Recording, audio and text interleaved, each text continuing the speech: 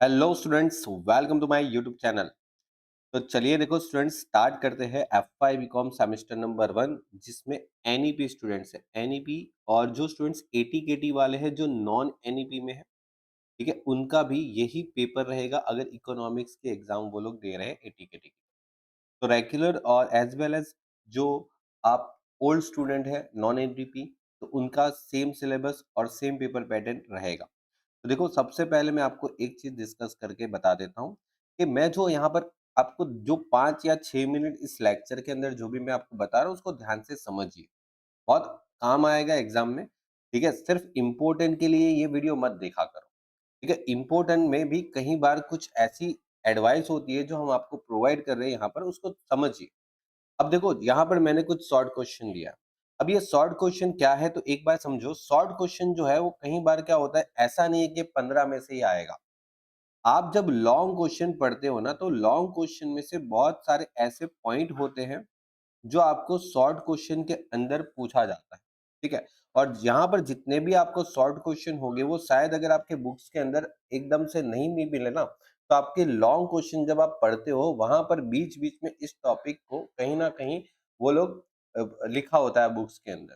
तो एक बार आप जब लॉन्ग क्वेश्चन पढ़ते हो तो उसमें कोई ऐसे पॉइंट्स आते हैं जिसके ऊपर आपको लगता है कि हाँ, ये शॉर्ट क्वेश्चन बन सकता है या ये शॉर्ट क्वेश्चन में ये पॉइंट है, तो आप उसको लिख लो बुक्स में शॉर्ट में, ताकि आपको शॉर्ट क्वेश्चन जब उस टॉपिक में से पूछे तो हेल्प हो जाए।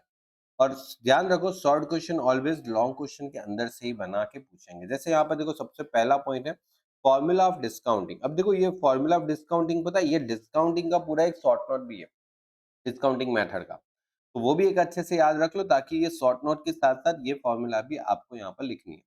फिर आता है what is mean by the income elasticity of demand. अब देखो, आपको पता है कि दो टाइप की इलास्टिसिटी ऑफ डिमांड है, एक तो इनकम इलास्टिसिटी और एक होता है प्राइस इलास्टिसिटी। तो यहाँ पर इनकम के साथ साथ प्राइस भी पढ़ लो। ठीक है, कभी कभी प्राइस भी पूछ लेते हैं, कभी कभी इनकम भी पूछ लेते हैं। ठीक है, और ये क्वेश्चन जो है ना स्टूडेंट्स, यहाँ पर रिपीट हो गया। एक्चुअली इनकम नहीं आना चाहिए था, यहाँ पर मैं प्राइस लिख देता हूँ ताकि आपको, चलिए ये प्राइस हो गया। ओके, चलिए। उसके बाद है आपको जो बिजनेस इकोनॉमिक्स है उसको डिफाइन करना है। तो सिंपल सा आपका जो चैप्टर है नंबर 1 है उसमें आपको मिल जाएगा, और यहाँ पर प्राइस इलास्टिसिटी लिखिए। अब what is a supply. Okay, और यहाँ पर देखो what is meant by the supply, दोनों मतलब एक ही हो गया। ठीक है, कई बार स्टूडेंट्स पूछते हैं सर ये क्या अलग अलग होता है क्या, सर एक ही होता है। ठीक है, चलिए। अब उसके बाद आता है अकाउंटिंग कॉस्ट और इकोनॉमिक कॉस्ट। ओके, अलग अलग प्रकार के कॉस्ट है, accounting cost, economic cost, sunk cost. ठीक है, ये सब चीज आप जब क्वेश्चन पढ़ते हो ना, तो इसमें से लॉन्ग क्वेश्चन ना भी पूछे ना, तो इसमें से शॉर्ट क्वेश्चन पूछ। एक चीज याद रखो, अगर आप जब लॉन्ग क्वेश्चन पढ़ते हो ना, तो कोई ऐसा टॉपिक है जहां से लॉन्ग क्वेश्चन नहीं आया, तो उस टॉपिक से शॉर्ट क्वेश्चन पॉइंट में से बना के पूछेंगे। ठीक है, ताकि पूरा जो कवरेज है ना सब्जेक्ट का वो हो जाए एग्जाम के अंदर। ठीक है, तो मैं आपको यही बता रहा हूँ कि ऐसा मत सोचो कि सिर्फ लॉन्ग क्वेश्चन ही करना है या शॉर्ट क्वेश्चन ही करना है। तो यहाँ पर अकाउंटिंग कॉस्ट, इकोनॉमिक कॉस्ट और अलग अलग और प्रकार के जो कॉस्ट है वो एवरेज इनकम और मार्जिनल इनकम, और एक और भी करके जाओ, एवरेज कॉस्ट और मार्जिनल कॉस्ट भी करके जाओ। ठीक है, मैं क्या बोल रहा हूँ, यहाँ पर एवरेज कॉस्ट भी कर सकते हो और यहाँ पर मार्जिनल कॉस्ट भी कर सकते हो। अच्छे से कर लो इन दोनों को। फिर उसके बाद है state the main characteristics of the business economics. अब देखो, बिजनेस इकोनॉमिक्स के यहाँ पर सिर्फ कैरेक्टरिस्टिक्स जो है ना, वो आपको लिखने हैं, ओनली कैरेक्टरिस्टिक्स। और ये आपको कभी कभी लॉन्ग क्वेश्चन में भी पूछ लेते हैं, तो वहां पर आपको डिटेल में एक्सप्लेन करना पड़ेगा। तो देखो, लॉन्ग क्वेश्चन को इस तरीके से शॉर्ट में भी बना के पूछते हैं। फिर state the difference between the company demand and industrial demand. अब देखो, यहाँ पर ये जो टॉपिक है उसमें मैंने सिर्फ कंपनी डिमांड और इंडस्ट्रियल डिमांड लिखा है। तो ये सिर्फ इंपॉर्टेंट नहीं है, इसके साथ साथ बहुत अलग अलग टाइप्स की डिमांड है।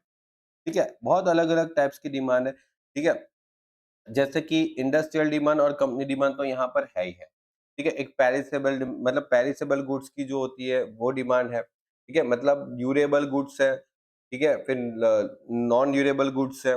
ओके, तो देखो इसके लिए है ना, आप टाइप्स ऑफ डिमांड जो है ना, वो टॉपिक जो है वो अच्छे से पढ़ लो, क्योंकि वहां से आपको शॉर्ट शॉर्ट में ये टॉपिक पूछ सकते हैं कि ये डिमांड बता दो। जैसे यहाँ पर कंपनी और इंडस्ट्रियल दिया है, और भी टाइप्स की डिमांड है वो भी याद करो। फिर उसके बाद आता है, ये तो इनकम इलास्टिसिटी वापस आ गया, ठीक है, ये निकाल लो, ये वापस आ गया। Give the meaning of the average revenue और मार्जिनल रेवेन्यू। देखो एवरेज रेवेन्यू और मार्जिनल रेवेन्यू यहाँ पर आपको पूछा है, ठीक है। तो यहाँ पर एवरेज रेवेन्यू और मार्जिनल रेवेन्यू, तो ये एवरेज इनकम और मार्जिनल इनकम के बराबर ही हो गया, वही आ जाएगा, ठीक है। तो रेवेन्यू और इनकम में मतलब जहां पर फर्क नहीं देखना, ठीक है। फिर आ जाएगा what is the direct cost और इनडायरेक्ट कॉस्ट, तो ये आपका क्वेश्चन हो गया। फिक्स कॉस्ट और टोटल कॉस्ट, ये आ गया।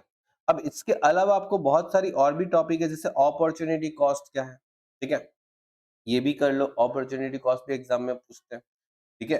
तो ये आप इतना 15 क्वेश्चन और जो भी मैंने बोल बोल के जो भी क्वेश्चन बताया उसको भी ध्यान से पढ़ लो, आपको कहीं ना कहीं मिल जाएगा। ओके, चलिए उसके बाद आते हैं लॉन्ग क्वेश्चन, जो आपके लिए बहुत ही इंपॉर्टेंट रहता है। अब देखो इसके लिए यहाँ पर scope of the business economy पढ़ना है, ठीक है। फिर एक तो डिटर्मिनेंट ऑफ द डिमांड, ये पढ़ लेना कि डिमांड कैसे डिटर्मिनेंट होती है, ठीक है। पहले मैं जो जो बोल रहा हूँ उसको एक बार अच्छे से पढ़ लो। फिर ये जो टॉपिक है ना उसको कट कर देना, ये टॉपिक को कट कर देना, ये टॉपिक अभी निकल जाएगा, ठीक है, कट कर देना। फिर उसके बाद आता है what is meant by the price elasticity of demand, और explain its type with the diagram की हेल्प से समझाना है। तो ये एक इंपॉर्टेंट क्वेश्चन हो जाएगा अभी इस साल की एग्जाम के लिए। देखो यहाँ से अगर कुछ लॉन्ग क्वेश्चन नहीं भी आया ना, तो कहीं ना कुछ शॉर्ट टॉपिक भी आता है, लेकिन इस टॉपिक से कुछ ना कुछ जरूर आता है, बिकॉज बहुत इंपॉर्टेंट टॉपिक हो गया, ठीक है। फिर एक दूसरा सबसे ज्यादा इंपॉर्टेंट टॉपिक ये हो गया, मोस्ट इंपॉर्टेंट मैं इसको बोलूंगा, ठीक है, लॉ ऑफ वेरिएबल प्रोपोर्शन। ये लॉन्ग क्वेश्चन में भी पूछ सकते हैं, इवन शॉर्ट नोट में भी आ सकता है, ठीक है। फिर उसके बाद आ जाएगा, आप यहाँ पर क्या कर सकते हो, ये रहा criteria of good demand forecasting method. ये एक है कि आप जो डिमांड फोरकास्टिंग करते हो उसकी कौन कौन सी क्राइटेरिया आप ध्यान में रखोगे कि उसके कारण आपका जो डिमांड का फोरकास्टिंग है वो बहुत अच्छे से होगा, ठीक है। डिमांड फोरकास्टिंग बहुत अच्छे से करना है, तब कौन कौन से क्राइटेरिया को फॉलो अप करोगे, तो वो, ठीक है। Explain the importance of the cost analysis, ठीक है, ये एक अच्छे से कर लेना, ठीक है, क्योंकि कॉस्ट एनालिसिस आपको लगभग पता होना चाहिए। देखो एक और भी बात मैं आपको यहाँ पर बता देता हूँ कि कुछ कुछ टाइम पे ऐसा होता है कि जरूरी नहीं है कि हर चीज एग्जाम में पूछे इसलिए पढ़ो, क्योंकि कभी कभी क्या होता है कि कोई ऐसा टॉपिक है जिसका कॉन्सेप्ट आपने पढ़ा नहीं है, लेकिन उस टॉपिक का जो रिलेवेंट जो है ना वो किसी और इम्पोर्टेंट टॉपिक में यूज होता है। जैसे समझो एक टॉपिक है जो इम्पोर्टेंट है, ये टॉपिक इम्पोर्टेंट, अब इसके अंदर कुछ टर्म या तो कुछ ऐसा कॉन्सेप्ट होते हैं जिसके कारण आपको ये टॉपिक भी पढ़ना पड़ता है, जबकि ये टॉपिक से सेपरेटली कुछ क्वेश्चन आने की संभावना नहीं होती, ठीक है। तो ऐसा भी हो सकता है कि आप सिर्फ, ऐसा नहीं है कि सिर्फ इम्पोर्टेंट क्वेश्चन जो है सिर्फ उस पर ध्यान दो, कई बार उस इम्पोर्टेंट क्वेश्चन के अंदर जो आने वाले टॉपिक है उसके रिलेटेड भी आपको कोई टॉपिक हेल्प कर सकता है। चलिए, तो मैंने जो बताया उतना पढ़ लो पहले, उसके बाद बाकी के क्वेश्चन आपके सामने ही है, एक बार उसको अच्छे से पढ़ लो, ठीक है। जैसे आपके पास इकोनॉमिक्स और डिसइकोनॉमिक्स ऑफ स्केल है, relation between cost and output in the short run के साथ साथ लॉन्ग रन का भी पढ़ लो, ठीक है। प्रोडक्शन फंक्शन और explain the nature of the production function, ये अच्छे से पढ़ लो। फिर अलग अलग रेवेन्यू कर्व है, ठीक है, जो कॉस्ट कर्व है वैसे, ठीक है, तो वो एक अच्छे से पढ़ लो, ठीक है। डिटेल में पढ़ना हो तो और अच्छे मार्क्स लाना हो तो, ठीक है। फिर relationship between the cost and output in the short run with the help of diagram, ठीक है, जो मैंने आपको बताया कि अलग अलग टाइप के कॉस्ट के डायग्राम है वो अच्छे से समझ लो, ठीक है, कंप्लीट। और ये तो ऑलमोस्ट मैंने आपको बता दिया था, तो ये दोबारा रिपीट हो रहा है, तो इसको कैंसिल कर देंगे, ठीक है। चलिए, अभी आपके बाद यहाँ पर जो नेक्स्ट टॉपिक है वो है कंसेप्ट ऑफ अपॉर्चुनिटी कॉस्ट, जो मैंने आपको बताया था शॉर्ट क्वेश्चन में भी ये पूछा जा सकता है, ये इवन शॉर्ट में भी पूछा जा सकता है, ठीक है। फिर उसके बाद ये trend method for the demand forecasting. अब देखो डिमांड फोरकास्टिंग की है ना अलग अलग मेथड है, उसमें यहाँ पर ट्रेंड मेथड है, तो अलग अलग जो मेथड है उसमें से कोई भी एक दो मेथड अच्छे से पढ़ लो जो आपको अच्छी लगती है, जो पढ़ने के हाँ ये समझ में आ रहा है तो वो पढ़ लो। यहाँ पर ट्रेंड मेथड मैंने बोला वो अच्छे से पढ़ लो। फिर लॉ ऑफ सप्लाई पढ़ लो अच्छे से, लॉन्ग रन एवरेज कॉस्ट कब है, और the concept of the discounting principle, जो आपको ये टॉपिक जो है वो अपॉर्चुनिटी कॉस्ट वाला जो चैप्टर है उसके साथ साथ मिल जाएगा। फिर लॉन्ग रन एवरेज कर्व और डिमांड जो है लॉ ऑफ डिमांड, उसके ऊपर आप शॉर्ट नोट लिखोगे वो।